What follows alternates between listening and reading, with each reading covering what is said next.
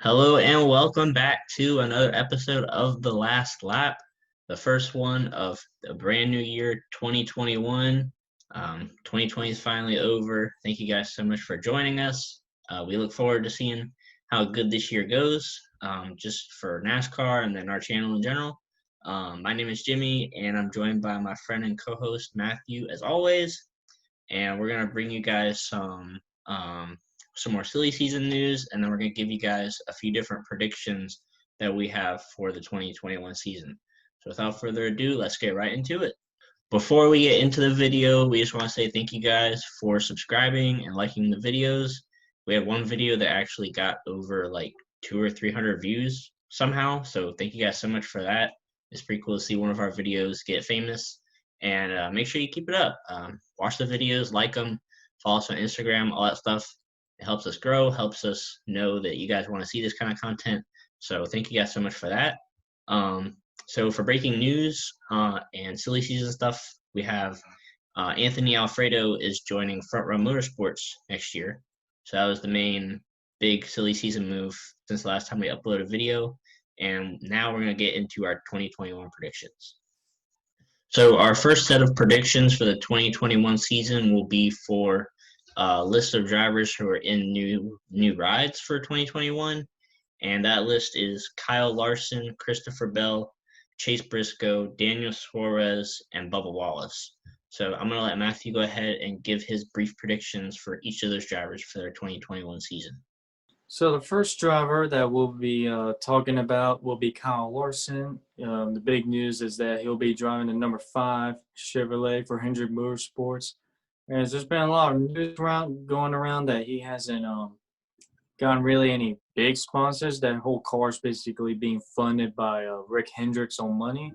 So for this season expectations, he's going to have really high expectations. There's going to be a lot of pressure on him because if he does not perform to the equipment that he has, or he just doesn't have an off season, then it's not going to be good for him for his future there. So I think he's going to have really high expectations. There's going to be a lot of pressure on Larson to perform every week on a high note, and also try to win races and try to compete for the championship.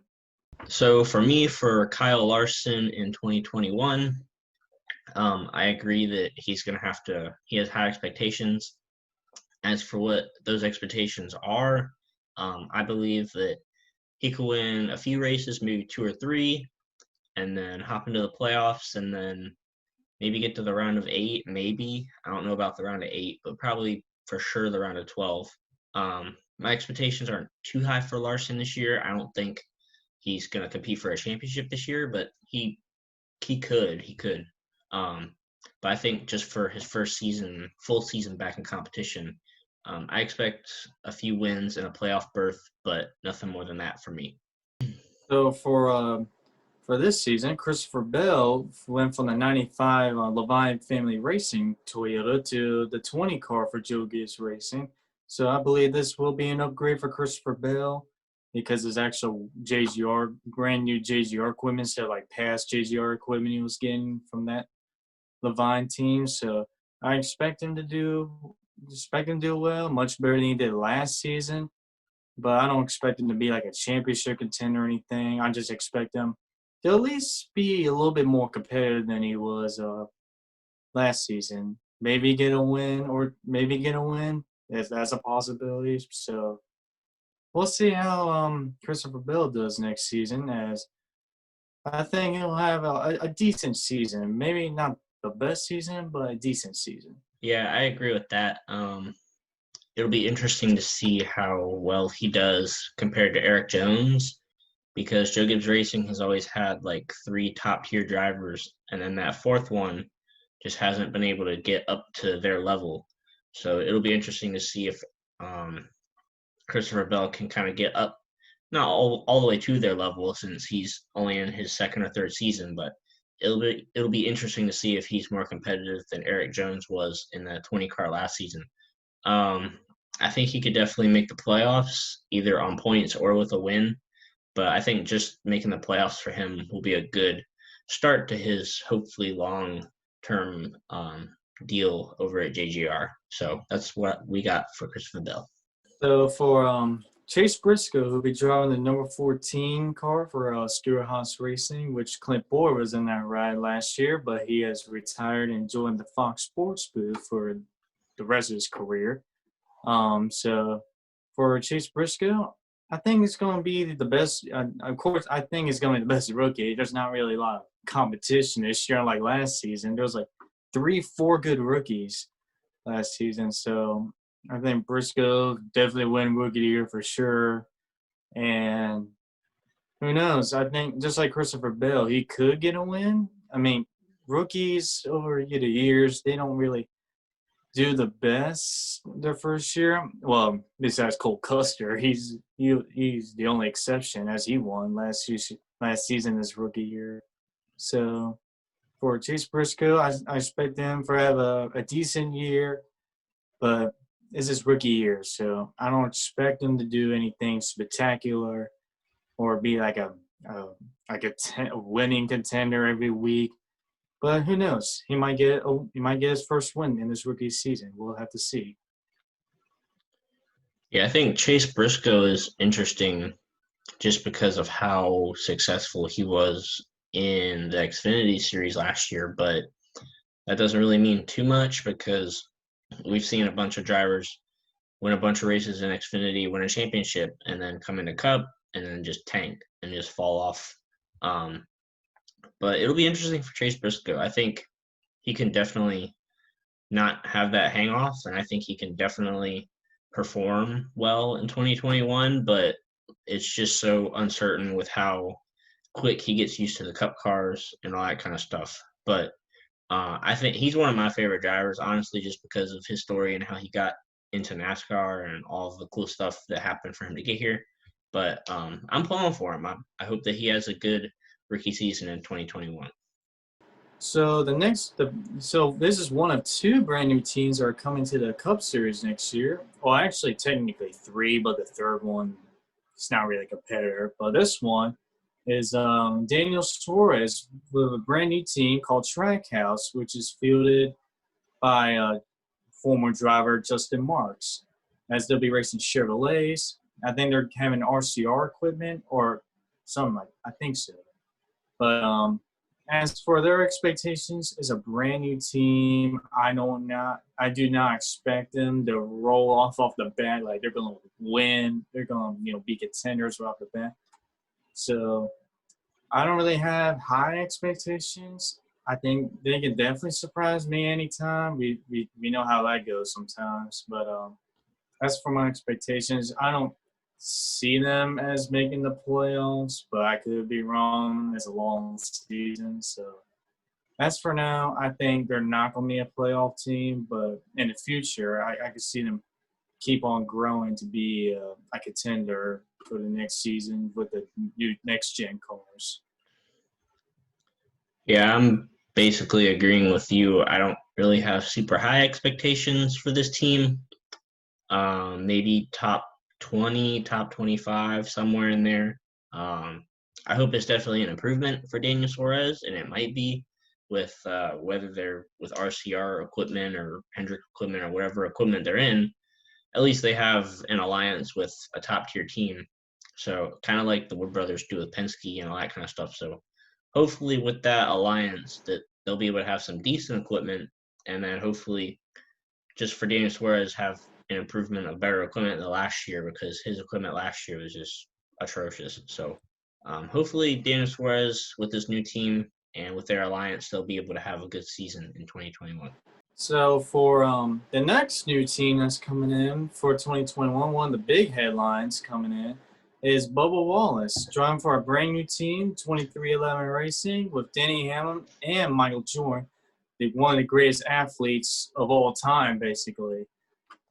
This has definitely been big news that's been rolling around the NASCAR community and the sports world, basically, for the past few months. So there's going to be a lot of high expectations for this brand new team. I mean, there's a lot of expectations because all the big sponsors they have, the JGR alliance that they have, that's strong. It's going to be a strong Toyota alliance. So there's going to be a lot of expectations. But for me, I'm not going to give them those big expectations because we all know how all the hype goes with brand new teams. They're not going to start off that well. Well, they might start off well at Daytona 500, but after that, when there's no pack racing, they got to perform on their own. So I don't expect them to be strong right off the bat. I expect them to have growing pains.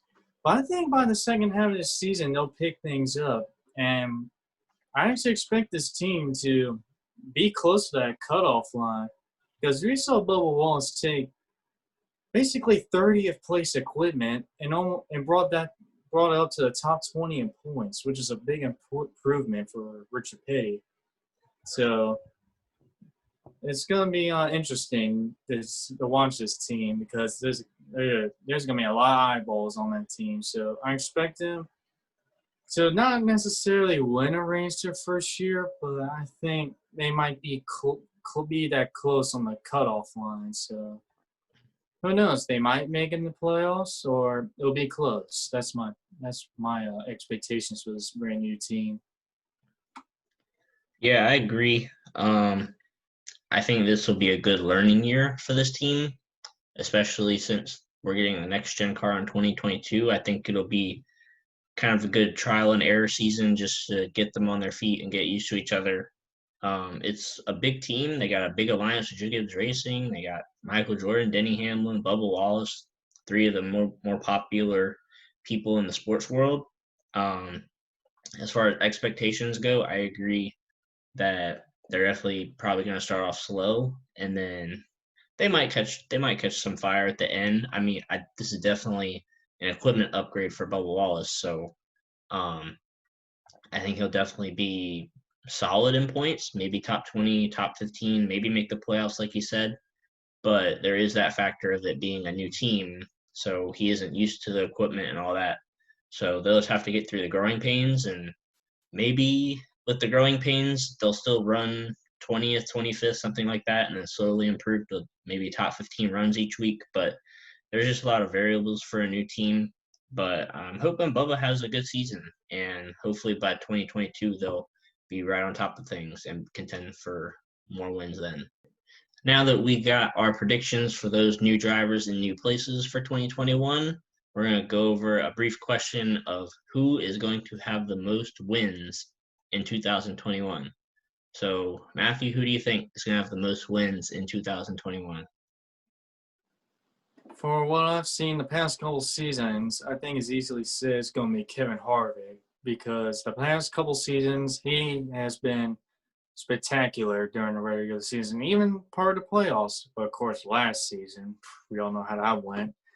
But yeah, like he's been strong the past couple seasons. So I have Kevin Harvick with the most wins, maybe 5, maybe like 6 or 7 wins, kind of like 2018 almost. But I think either Denny Hamlin or Kyle Busch is going to be behind him, not that far behind. Yeah, I agree. Kevin Harvick's my pick for the most wins next year too, just because of how dominant he's been, mostly in the regular season, a little bit in the playoffs. I think he could easily go for maybe 7 or 8 wins. I don't know if he'll get to as many as last year, but I think he could definitely get to 7 or 8 wins just because of how dominant he's been throughout the regular season. So Kevin Harvick is both of our picks for who will have the most wins in 2021. Our next question is going to be who will have the biggest improvement from the 2020 season into the 2021 season. So, Matthew, who do you think is going to have the biggest improvement this year from last year? Well, that's one easy answer. It's this guy, Kyle Busch himself. Of course. Of course it's going to be him. I mean, talking about it's still 2020. It's not 2020 anymore. I mean, last season, horrible year for Rowdy Nation, which I'm a part of, if you didn't know already.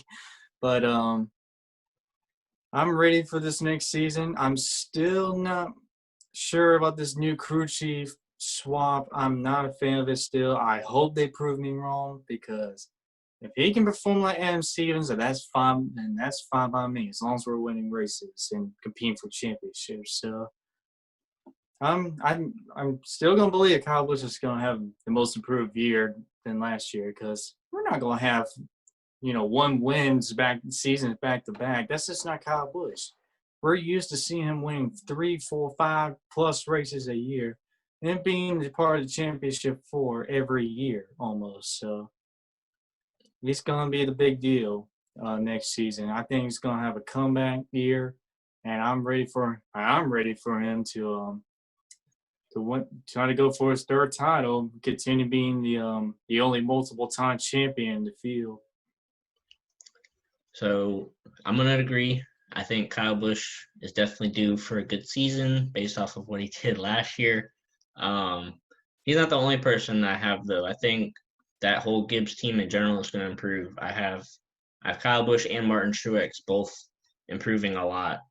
Obviously, Kyle Busch didn't win as many races as Martin Truex and all that, but both of them didn't really perform like Denny Hamlin did last year.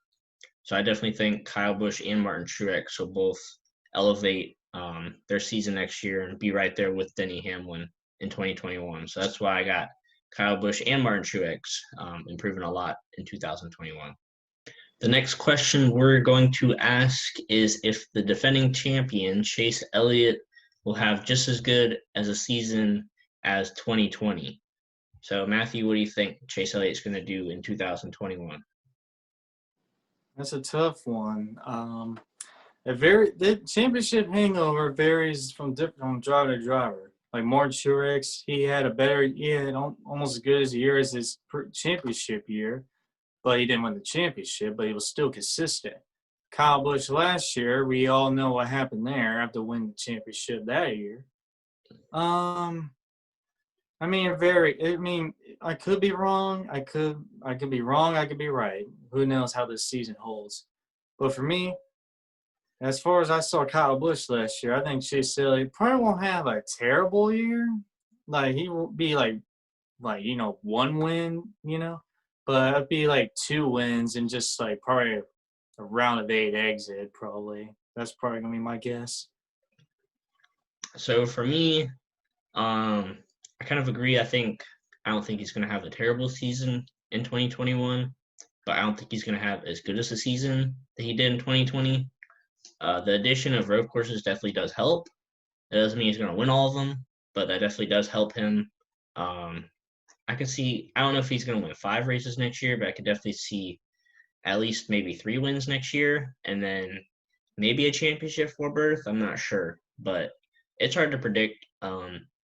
I think he's definitely trending upwards. He's definitely improved every season, but after winning a championship, that's kind of where it all ends, and you kind of have to keep that momentum up instead of fall off. So it'll be interesting for sure to see if he can kind of keep that same level of competitiveness that he had in 2020. The last thing we're going to ask in today's video is what our final 4 predictions are going to be, and then who our overall champion will be for 2021. So, Matthew, who do you got for your final 4 and then your champion for next year? Well, this is a tough one because the season hasn't even started. We're not gonna be judging drivers till like after the second race of the year because we all know Daytona 500. Anybody can win. Look at Trevor Bayne in the second start, he won. So it's gonna be hard to predict because we can all be entirely. The whole list could be wrong, or we could be all right, or a couple of drivers are, switched. So for my prediction, it's gonna be Kevin Harvick, Kyle Busch, because he's gonna be improved comeback year. He's made the Final Four, well, besides 2020, for like the last 5 years. So I think he'll be back in it. I think Denny Hamlin's gonna be back in it again, even though we all know how he is in those championship races. Sorry. And the 4th one, that's a tough one to be honest, because that 4th spot, there's always a lot of contenders.